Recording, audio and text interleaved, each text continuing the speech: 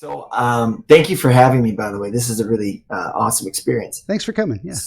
So the dream that I had, it actually happened a few years ago, but it's a dream that's kind of stuck with me for a long time, and it's a bit of a wild one. But anyway.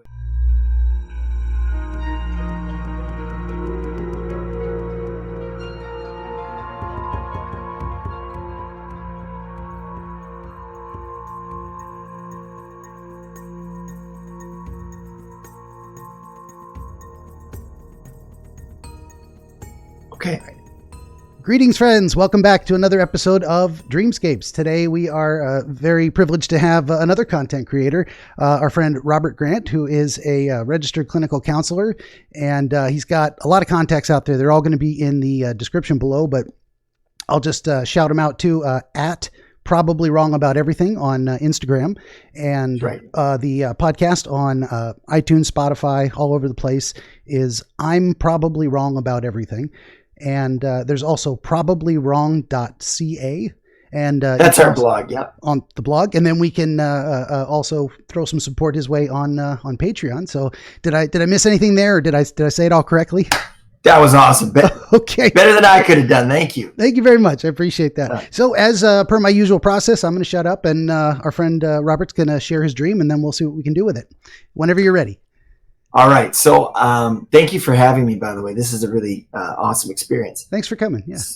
So the dream that I had, it actually happened a few years ago, but it's a dream that's kind of stuck with me for a long time, and it's a bit of a wild one. But anyway, so it's taking place, and it's very sci-fi. So anyways, I'm there with my dad and my brother, and we're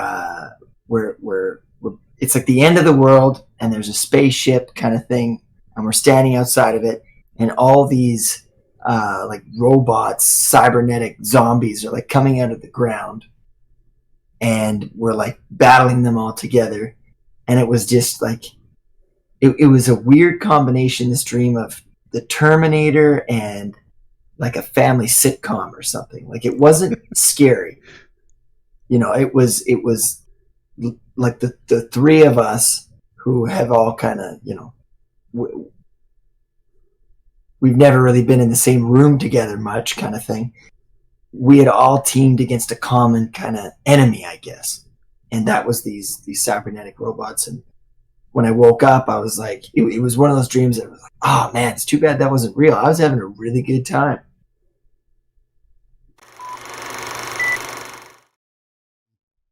So why did I go off on that tangent with the idea of memes? Is that it was kind of the way you pronounce the word authoritarian. You are authoring, the idea of to author, to create a story, right. And authoritarian meaning broadly, not the direct definition, but to author someone else's story. And that's to bring it way, way, way back around to your original point of trying not to tell other people. Not because you could tell other people how to live, but you don't want to limit their choices. You want to tell them and let them choose. Yes. And then that's the opposite of authoritarian. You're not authoring their story. Yeah. Anyway, misery is I like who's there's that funny show. Whose line is it anyway? Oh yeah, I used to watch that the old '90s version with Greg Proops and a bunch of those other guys. Yeah. But it's like whose story is it? Right? Is it ours to through exploitation we get meaning out of it, right? Or is it the individual story to gain confidence from it or something? Or like, whose story is it? Yeah, definitely. And if you tell or force other people how to live, then it just becomes your story. It's not. And I think there's moral barriers, reasons why that's a bad thing to do to other people, but there's also practical, pragmatic considerations of you're losing the ability for that person to show you something you didn't know, you never couldn't understand without them expressing it in their own way, because you've taken their ability to give you something away from them. You've taken their choice. You made that choice to take their choices. Yeah, and that like even to fit your narrative. Yeah, and that even takes your own choices away because now you can't see the world as it really is because you've forced it into a box that it doesn't belong in. And the misery that comes with that. Do you know what I mean? Like I think that again, I talked about asceticism, and I'm probably saying that word wrong. Close enough. But that's when you beat yourself up, right? You're like, I'm a bad. Yeah, and it's like yes, we've done, I have done bad things. My culture has done bad things. But we can move forward. You know what I mean? Like, and we have to grow our consciousness, Yeah. And again, in our day and age, be careful what you say, unfortunately. Yeah. Well, and speaking of bringing it back to the dream, speaking about moving forward, this dream seems like it was definitely related to helping you, as you expressed earlier, heal from this trauma of having lost your dad, but for the purpose of moving forward. I'm getting that kind of vibe from this dream and that's from the idea that you're fighting to go somewhere. You're not fighting to hold a position. It could have been similar to fighting your way into somewhere as well, but that would lead us down a different path. But this was fighting to leave, but it was a defensive action against an external threat, your family together, and the motion you were moving towards, the reason you were fighting was to travel. Yeah, we were retreat there. Retreat. Yeah. Yeah. And to go somewhere. Yeah, you're right. Yeah, when you think about it from that perspective, and in the context of trying to move forward with your life, does any of the dream imagery speak to you about paths you took since then? Yes. Yeah. How would you describe that? Any particular element? Yeah, I think I don't know if I've ever really fit in anywhere. I'm like a chameleon. Like I can fit in anywhere, but I don't fit in. You know what I mean? You can still see the meridians around my chameleon. Like, here I am. I'm blended in. I'm on this wood desk, but you can still see that I'm not the desk. Does that make sense? I do. Yeah. And again, let's say maybe to help normalize that for the audience is that we all wear a mask based on the different settings we're in. And some people find it easier to put on a mask. They can identify the type of mask they need for this social situation. You put it on, but it's like, that's not us. And that's not the mask I would necessarily choose to wear. And there's a lot of different reasons we have to put on different masks for good reason. And putting on a mask is not, say, hiding yourself. It's conforming to the needs of the situation, be it social, physical. So there's nothing wrong with being a social chameleon. The negative side people jump to in pop psychology misunderstanding is, oh, well, he's just being fake. No, just setting aside some parts of yourself that don't fit here because it's not the right time or place. We all got to do that. There's a Darwinistic element. Yeah. Right. Like, how would you describe that? Yeah. Well, if I was just myself, all the time, for one, that would be exhausting. And for me, like sometimes I, like my family, like I have to be a dad, like I have to find a mate, so I do have to make some selective choices. I can't just be like standing on my soapbox. We need to, blah, blah, blah. People are going to generally like, okay, that's interesting. Like you think about certain stars, certain celebrities, and they can get kind of lost. You can get lost, right? Like, at some point you have to have that sort of, you have to have boundaries. When is there too much of something that I have, now I've been too vulnerable and now I'm kind of a prisoner to this. Yeah. That I haven't been able to your own vices, so to speak, without other people telling you, hey, there's there's a limit. I think you're pointing to celebrities or even just like extremely wealthy people that are like, they can have anything and do anything. And some of them do. And some of the things they do are just awful. And they've lost this connection to other people. They've lost that feedback from other people because they don't need them.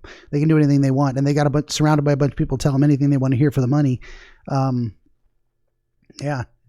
there is a balance, right? Like, again, what we do, we want to get something out of it, right? There is that economic, sure. The fiscal economic, right? But then there's also the spiritual economic. But we can't just be sitting around in our robes, shooting the breeze. Like we still have to play in this system, right? Of society. For sure. Yeah. And I think after a little bit more description from you, I get where you're going with the Darwin thing is there is a need for adaptability, and it's it's survival strategies of different kinds. And there's social survival strategies of wearing the right mask, but then there's also these profitable things of like, and profit, not to go with the negative terms of like extracting value or whatever, but profiting from experience, getting something out of an experience. We need to profit by our ingestion of breakfast, energy for the day. That's our profit from eating. So if you're going to profit, or if you're going to succeed or draw value from, say, being a father, you have to put on that mask in a certain way where you embody that role. And then, I mean, that's where the whole idea of wearing a mask kind of came from. It goes back to the Greek tragedies, or the comedies, or the plays, and the what is it? They would all the actors would wear masks, and those masks would say something about their character. They were embodying a certain type, a certain archetype, we could say. And then that way the audience would know who they're looking at and why. And we do the same thing with, say, modern movies and whatnot. Lon Chaney puts on the werewolf makeup, and you're like, oh, he's a wolf man. You see the mask and you understand the role and how he's acting in it for a reason. Anyway, I'm all over the map. Going back to having clear enemies, having these clear distinctions, right? He is the wolf. He is Dracula. He is the bad guy. But that's not really what society is. Like Yuval Noah Harari. Do you ever read him? No, it's you're throwing a lot of great new names at me. I'm gonna go back and listen to this and write them down. He's unreal. Okay, so he meditates like an hour a day, twice a day. So he's able to stay very centered in how he sees things. I don't think I can sit still that long. My brain's too busy. Meditation's never been my thing, but I'm jealous. Benjamin, I want you to try it. Like me as your friend, I want you to try meditating because I do it, and as you can clearly tell, I'm like I am a mental squirrel, as you can tell. Yeah. But it's helping me, right? Because I sit with it, and my ideas are rattling around. Anyways, I take that in the spirit it's intended. You think this is good? You want to share something good with me? I appreciate it. Whether I do it or not, I take it as You again, going back to choices, right? It's you have complete choice, but I'm just saying this choice helped me. If that makes sense. And I appreciate it for exactly that. Yeah. So, but Yuval Noah Harari. And I apologize if I'm not saying his name quite right, but he wrote Sapiens and 21 Lessons for the 21st Century. Okay. The latter book, please, if you're curious, I got a lot out of it. But he says that we look at these enemies like Darth Vader and what was the other one? Like Voldemort, like these just supreme evil. Mm-hmm. But there's a banality to evil. You know what I mean? Like sure. it's just you and me, and we make really bad choices, right? Like it could be anybody. It's everyday people. That go on to commit atrocity, right? Like you look at the Holocaust. Those weren't like demonic, satanic creatures, like the animatronics. Those were just everyday people. Yeah, there's a bit of a tendency among all of us, I would say, to think such things are impossible for us, that couldn't be us under the right or the wrong circumstances, that we just don't have it in us. And I think part of what'll make us better, broadly speaking, as a whole world is to kind of understand that's in all of us. there's something in there that could come out under the wrong circumstances and just make a mess of everything. And and the clear distinctions. Yeah, I could never be that. I could go to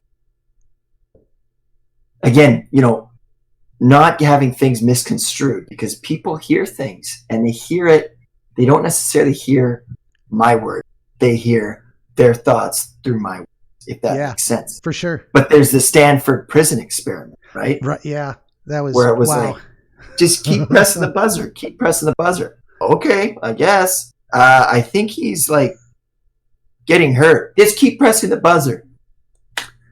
This is what this person's telling me to do, right? Yeah. Yeah.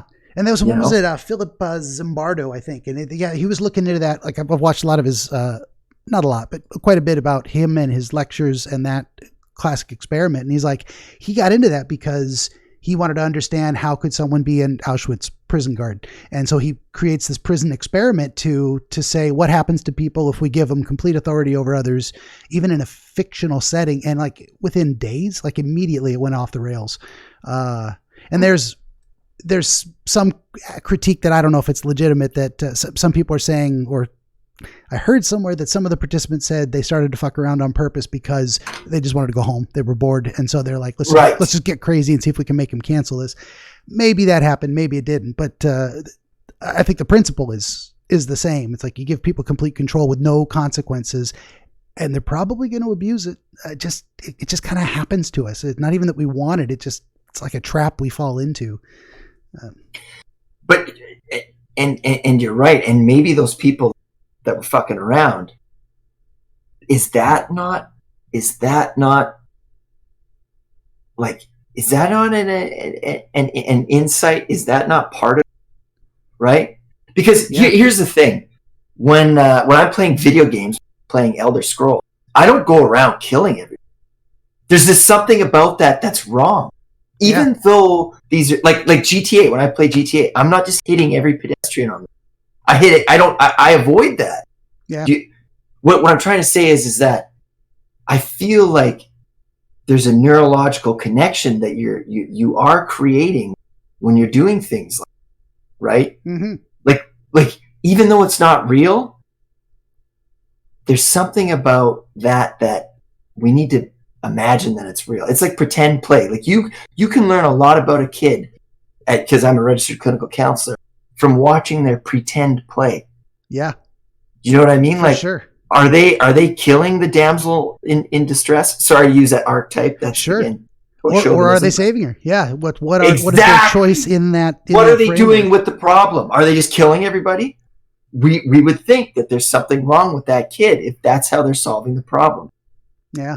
Or that something wrong happened to them, that they've got this now expression of this, say, rage or desire to, and then what is it? Is it they are now desiring to hurt people, or are they just trying to empty their world because they'd rather be alone?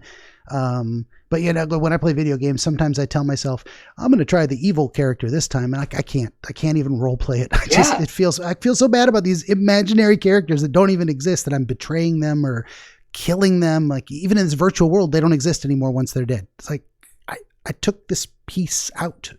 Why would I do that? It just feels so wrong. Yeah. But I think, Benjamin, that like, not to do the whole moral superiority piece or anything, but I just think that that's where you are. Do you know what I mean? That's where you are. And not to pump my own tires, but maybe that's where I am. But there's still that propensity to get in the car in GTA and drive. Oh yeah. You know what I mean? We all have the same controller. Mm-hmm. Right? I know. I apologize for this strange metaphor. No, it's okay. That's actually a great metaphor. I think video games and role-playing games in general are a great metaphor for life. That's how we got here. We're all born with the same controller. This body. This is our controller. We can act upon the world through pushing buttons and whatnot. That's exactly right. Every human being has the same control, right? But for whatever reason, again, going back to some people, the idea of choosing to take people's choices away. And that's why I started reading Malcolm X. Again, like, I'm out of school here. But when you start reading things that, like, going back to history, I was told Malcolm X was a scary person, right? Mm-hmm. But now I'm like, dude, this guy, he made the ultimate sacrifice.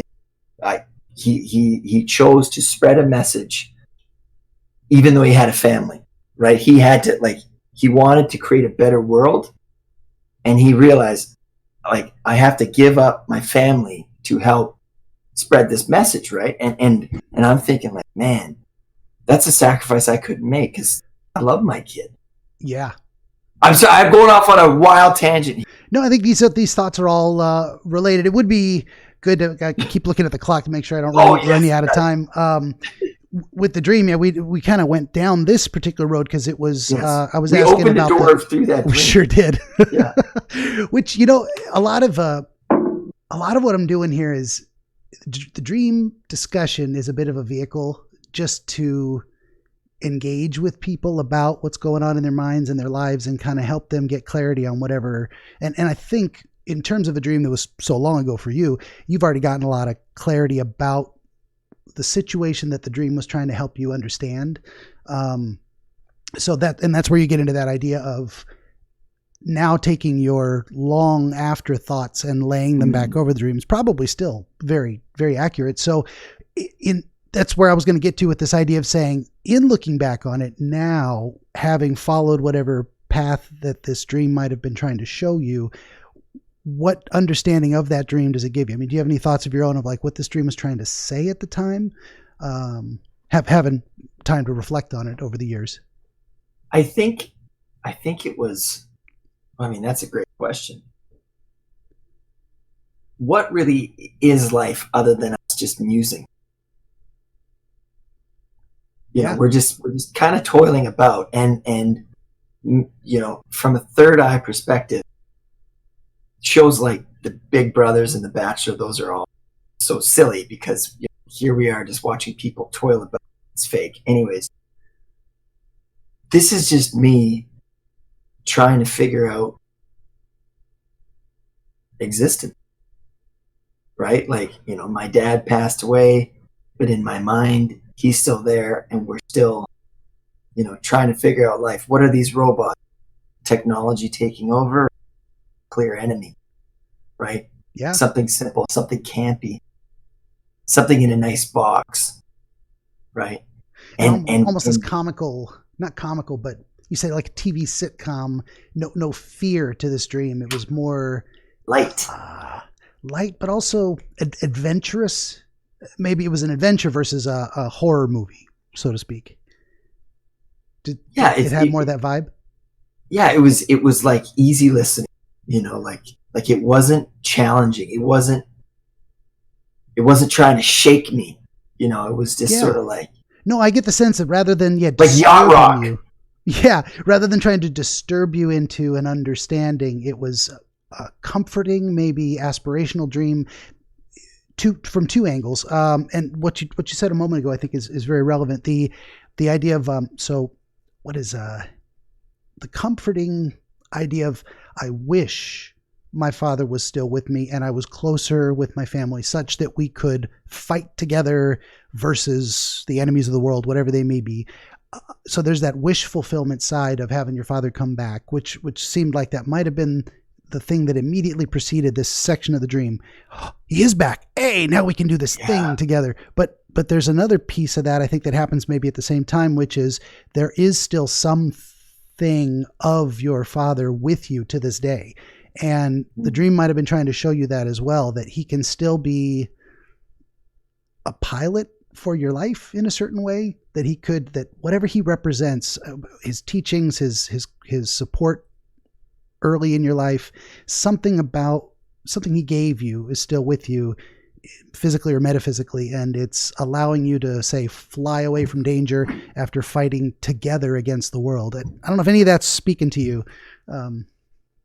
That is such a gem that you've just given me. You know, like my favorite film of all time is Lion King. And that movie, I've allowed it to very much parallel choice. parallels. And this idea that, if you haven't seen The Lion King, I'm going to do it. Spoilers. Well, yeah. Yeah, spoiler. But when he sees his dad, clouds, faucet. Yeah. And that part of that first thing movie, I thought of when you said it, yeah. Dude, it always just, like, you have forgotten yourself. That's what he says to him. Yeah. You've forgotten yourself. And I always think to myself, those are, like, they shake me. Because it's like, have I forgotten myself? It's like at the end of Saving Private Ryan. These men made these sacrifices for this one guy. And at the end of the show, again, spoiler, he'd say Private Ryan. Fuck you. Anyways, I'm just joking, of course. But he says to his wife, did I earn it? And these are the questions I ask myself. This idea of, am I just toiling about, or am I making the most opportunities that I have, the life that, right? The sacrifices that have been made, the people who made the choice to let me have a choice. Yeah. Yeah, there's something very important in the idea of making the most of opportunities. In a practical sense, an opportunity will pass, you'll miss it, and you don't get physical benefit from it, which could kill you or limit other choices. But then there's the kind of debt. It's like an inherited debt in a way to the people that came before, or the people around you who are giving of themselves, or at least giving you the space to be yourself. And you kind of owe it to, what is it? It's a responsibility to their generosity in a way, to make something of yourself, to make the most of that opportunity that they're giving, to respect. There's a respect for that generosity, or that comes in fulfilling the potential. That's what I'm trying to say. And tell me too, you remember the film 300? Oh yeah. Right? This, and again, there was some stuff there that like sometimes I watch films and I'm like, what are they trying to say here? Like, I can overthink things, and that can really get in the way of me enjoying things. Yeah. But other times it's like I just shut it off. Again, asceticism. Yeah. Let's not. I don't give myself more credit than I deserve. Anyways. Yeah. But the idea of sacrifice, right? That these guys, nobody believed them, made the sacrifice, and it kind of leaves you, the viewer. Are you making the most sacrifices for you? Right. Yeah. Whereas in this dream, it was just, like I said, it was easy listening. It wasn't like, it wasn't heavy. It was more comforting. That's the feeling I get from it. So there's that wish fulfillment part, but also a positive view of the future in that. And we're dancing around these ideas of potential and the responsibility to make the most of opportunity. So I think there's something, the fact that that line of thought came out of my question leads me to think that it's related to the theme, to the feeling that came with you out of the dream, or with the feeling within the dream. Where was I going with that? That rather than being pessimistic, dark, disturbing, tragic, it's more of a comedy, almost like you said, campy in a way. This, it doesn't take itself too seriously. There's a lot of those themes, the feelings we have in the dream are very relevant to what it's trying to say to us about how we're conceiving the idea we're considering at the time. It's like a hopeful thing, like you telling yourself, I'm going to be okay. Yeah. Is that kind of the feeling you got from it after waking up all these years ago, that you're going to be okay? And like a moment of let's say it's respite, like a moment of clarity, like, hey, there's a lot of strife, in our existence. we wrap around this. But there are moments of calm too amidst storm. For sure. There's shelter from it, and that's a great analogy too. It's like sometimes our family, or even our Simba style, remembering who we are because of where we came from, can give us that shelter, and not just shelter in keeping us safe from the being afflicted by the storm, but also the shelter of what am I trying to say? I lost it. So there's something else there. The respite. That idea made me think of it. The that moment is also, it's like gathering your thoughts, gathering your resources, getting yourself back together to get ready for the next step. Retooling. Yeah. Retooling. Yeah. We need that downtime as well. Sometimes you need to just get a bowl of crackers and watch some anime before you go to bed, because it makes you feel good. Just taking a break. You're right, man. Like there is that self-care piece, and that's why it's huge. The tortoise and the hare, right? Well, the tortoise, he sprinted, but man, he got tired. He took a nap. Meanwhile, the tortoise, he enjoyed the journey, whereas the tortoise just wanted to get to the finish line. This is, sorry, now I'm going off in my own head, so on a little tangent. I've always wanted to do a book of Aesop's fables as they relate to psychological principles. I thought that would be interesting. I haven't done the background research to see if someone already did that before, but like, here's the fable, and here's what we know in modern psychology and how this kind of idea works. Because anyway, if you're looking for a co-author, we might just do the thing. I'm working on my second book now, and I want to just keep writing. I love it. There's some crazy chemistry here, because I'll be honest, you say that you write, but I still feel like I'm collecting samples. Like I'm still just out there looking at, and that's an excuse.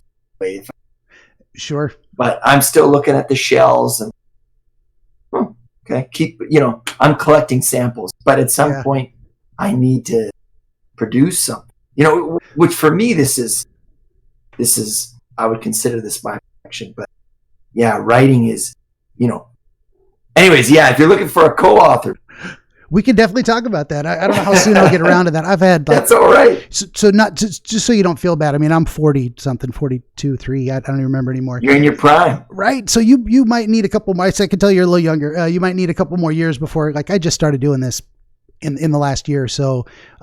When the time is right, the inspiration, the muses will speak to you, so to speak, and you'll find the right time to do it for yourself. Don't be too hard on yourself in that regard.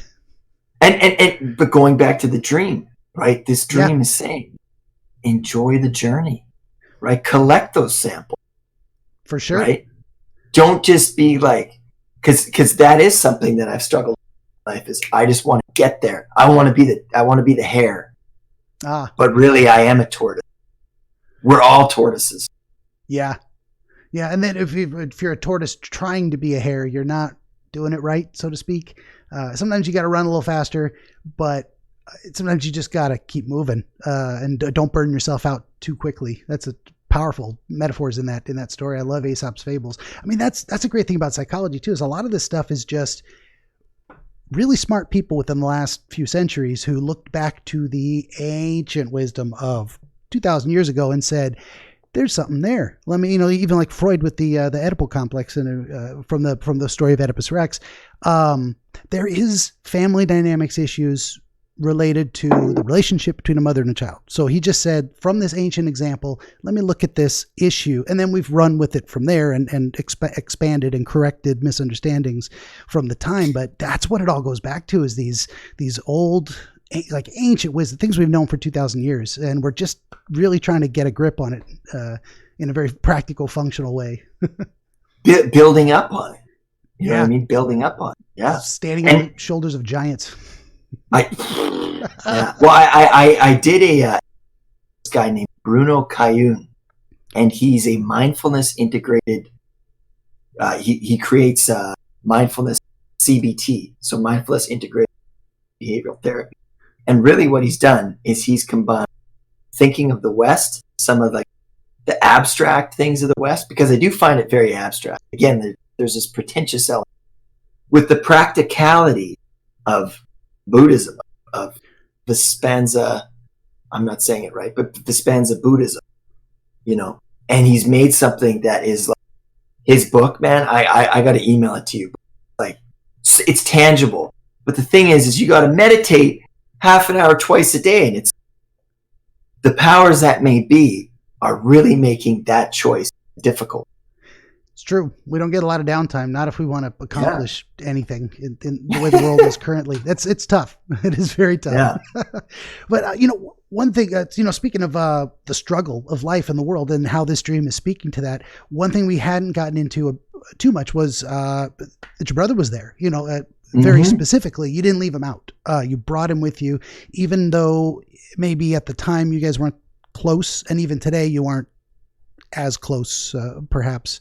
I don't know if thinking of him in the dream and his role and how it relates to him in real life, and specifically at the time, I don't know if any thoughts come to your mind. Well, I mean, I don't know if you've noticed, friendship is very important to me. There is this element. I think your audio keeps cutting out. I'm sorry. Oh, sorry. Yeah. Can you hear me a little bit better? Yeah.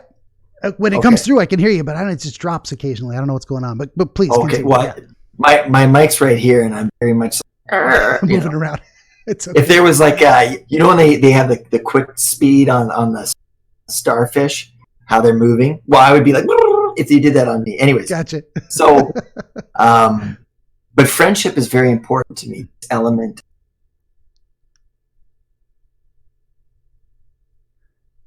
I lost you again. Your audio completely gone. Well, I'm trying to find the words. Sorry. Oh, that's my fault. No, that's okay. You were thinking. That's fine. There's this idea of familiarity in us.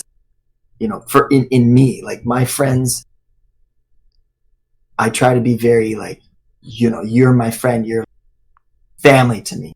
Yeah. And I always wanted that with my brother, but he was always off doing his own thing, right? Living his own story.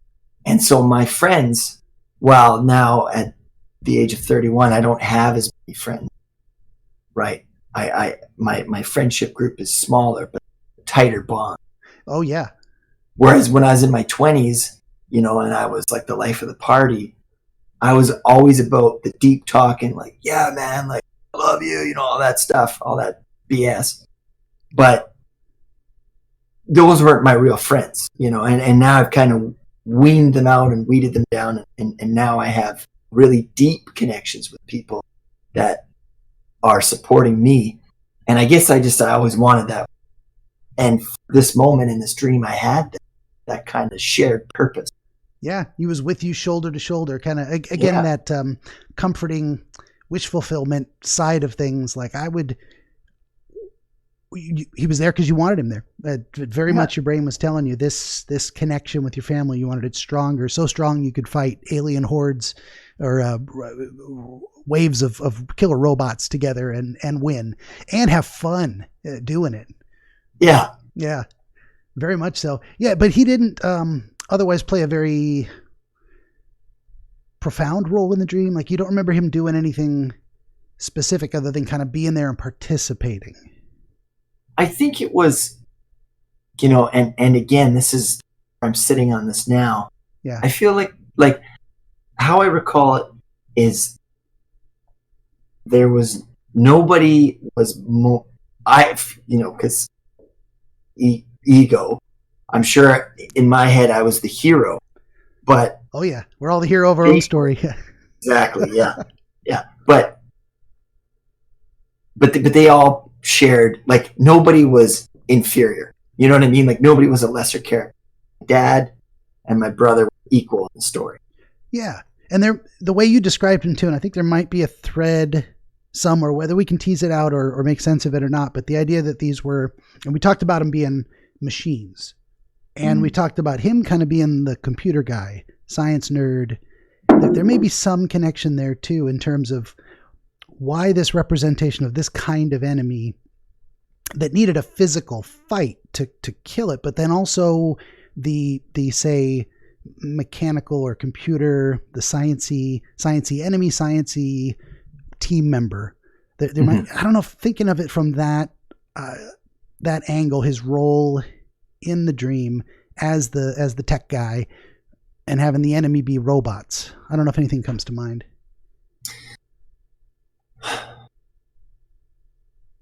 He definitely, he loved computers, and one way that we bonded was playing video games. Okay. So I think that might be kind of, that's a pretty good connective tissue. Yeah, definitely. That's why I was wondering if he did anything, like some specific behavioral thing in the dream related to using his persona as that tech guy in a specific way versus the enemy. Maybe not. I mean, maybe that wasn't as relevant, but there just seemed some there, a little flicker, little candlelight in the darkness. I'm like, I don't know if that is, am I seeing what I think I'm seeing? I don't know. maybe not. I think there, again, it was, there's this element of, what does it all really come down to? At the end of the day, evolutionarily speaking, we are animals, and we've been a lot like one way for, the sort of primitivism, right? We were hunter-gatherers a lot longer than we've been strange intellectual civilized, digital consumers, right? The intellectual digital consumers. Going back to that, I joke about being pretentious, but then you have coronavirus happen, and we realize how vulnerable and weak we are. Oh yeah, we're fighting each other for toilet paper. Give me a break. We like to think we are above nature, not just separate from it, but and coexisting with it, but like above it. And then we get COVID come around, and it's like, you're still human. You're still an animal. You still live in this world, and it's going to kill you probably, unless unless you're lucky. That's a wake up call for a lot of people. We have so much comfort. Yeah. We were hunter gatherers. It's almost like for 10,000 years, we're hunter gatherers, and now we are hunter gatherers in a technological age, and we don't know what the hell to do with ourselves. We're like, this is evolutionarily long-term thinking. What is it? It's like you're trying to teach your grandma how to use the iPhone, and she's like, I don't get it. I don't get any of this.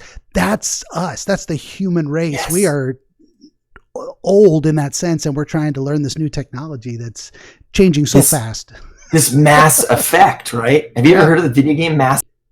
Yeah, I never got around to playing it, but the definition is that you hit this moment.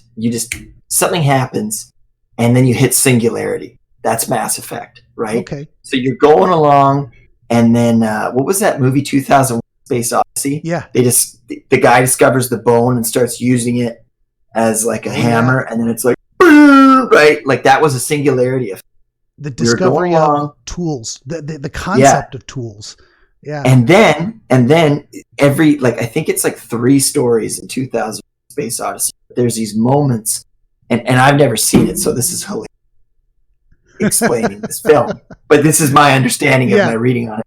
But then they're in space, and they hit this singularity effect with AI, and it's like, right? And then, so Mass Effect is this moment that we hit, be it technological, intellectual, whatever, right? Like farming, agriculture, that was a Mass Effect. Oh yeah. That was like a, all these moments. And where was I going? And that brings to mind the concept of critical mass. You have to get to a certain it's what we refer to as the tipping point, and then the mass effect happens after that. In a sense, I don't know if I'm butchering this metaphor, the references to the game, but there's the reaching the point of critical mass, and then the effect of that tipping over into something else, and then it becomes something completely different. And it's very often change you can't undo, in the sense that even if we were able to say deindustrialize, even if we could go backwards, there's still the fact that we went this far, and that journey will still have an effect on us even if we take a step back. There's something in there. Think about an egg, right? You crack the egg, and then you cook the yolk. You cannot turn the cooked yolk back into what it was in the egg. Do you know what I mean? It's forever changed. Yeah. There's an expression like, is that you can't uncook an egg or you can't unscramble an egg? That's what it is.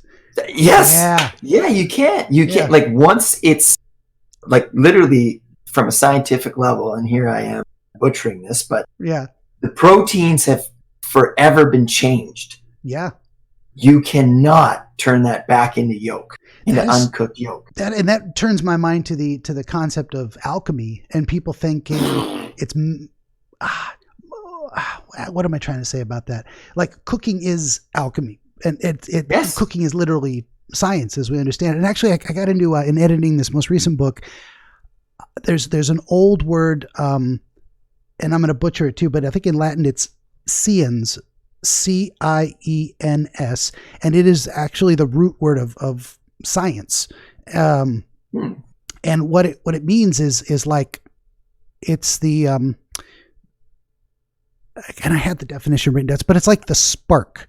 So what it is when you say someone is performing science or is a scientist, it's someone who is looking for answers, someone who's trying to find, well, what's the spark? What's the alchemy to this situation, physically or metaphorically, that makes it change into something else, that understands the root.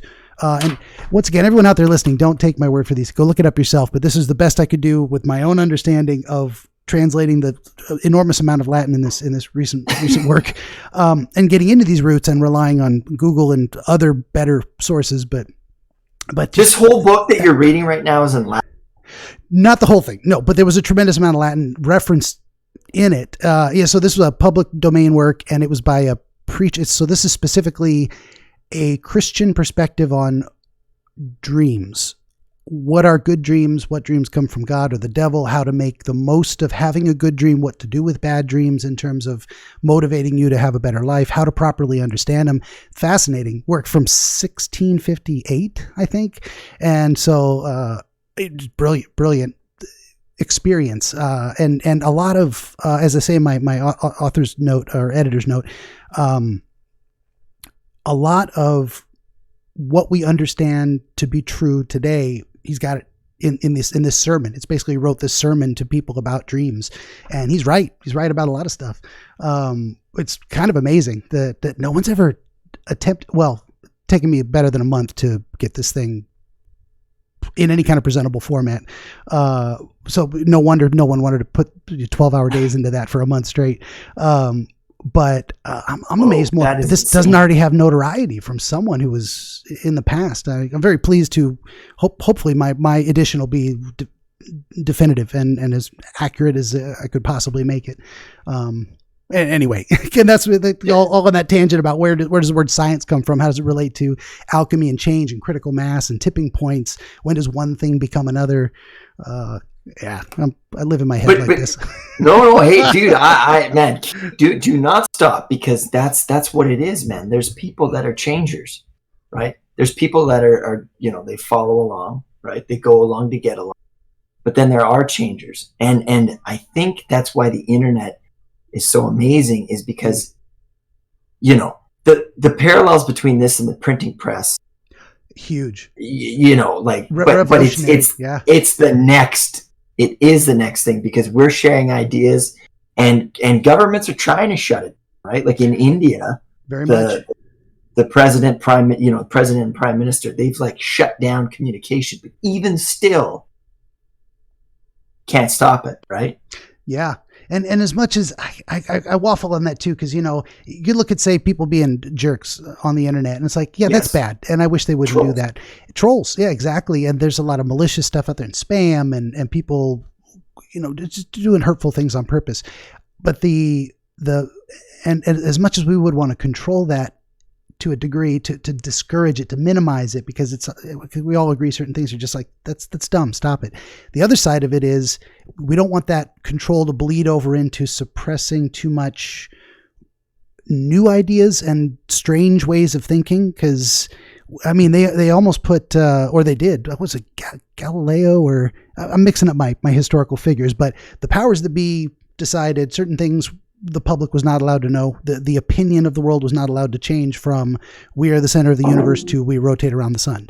And I don't want the next discovery like that to be lost online because there's too many people being silenced in the name of silencing people we all think are assholes, you know, and they are. There's no argument about that. It's just, how do you do that without breaking the good parts? That's tough. I don't have an answer to it, but it's the baby in the bathwater. Oh, you know what sure. I mean? Like, yeah. What's the line? And we have to be clear on it. And that's why, you know, sensitivity is like, okay, so if you can't smoke or drink until you're 21, 18 or whatever, then the internet is like, the internet is not a place for,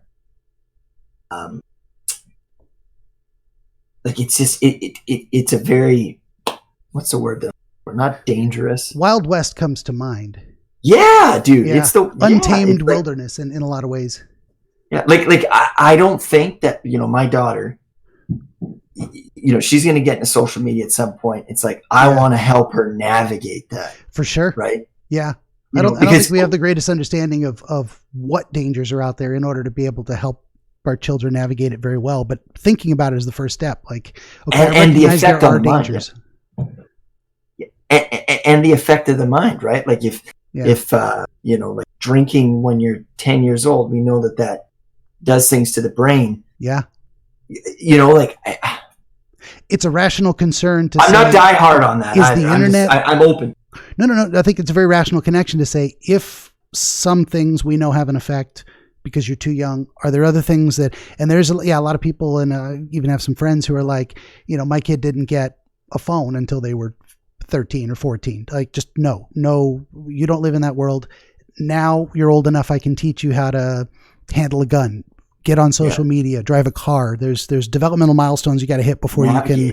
Otherwise, you're very vulnerable in the wilderness to predators, literally and figuratively. So yes, yeah. Well, I'm looking at the clock, and I want to be respectful of your time. We should probably maybe wrap this up, and just so we make sure to get in your links. And but I guess right at the very end, were there any elements of the dream that we didn't quite focus on enough to try and pull out some meaning? Or you feel like we did a pretty good job covering honestly, this has been a very enriching conversation for me. I want to thank the listeners. Hopefully they get something out of it. But I know I did. So, you know, even though we were going like all over the place, that's my fault. That's just what I do. Oh, me too. You know? I just went with you. But I appreciate it. Oh, absolutely. And I appreciate you being here. And we'll just say that by way of wrapping up. We've got here our friend Robert Grant. And again, the links in the description below. I'll put all this information there. But anyone listening, say on the podcast, at Probably Wrong About Everything on Instagram. We've got I'm Probably Wrong About Everything on iTunes, Spotify. We've got probablywrong.ca, and of course on Patreon. And I just want to thank our friend Robert for taking us on another fantastic journey into the sleeping mind of man. So thank you very much. Yeah, and hey, thank you all for joining us. Check out the links below. Like, share, subscribe, do all that good stuff. And that's it for this episode of Dreamscapes. Thanks for listening. Awesome.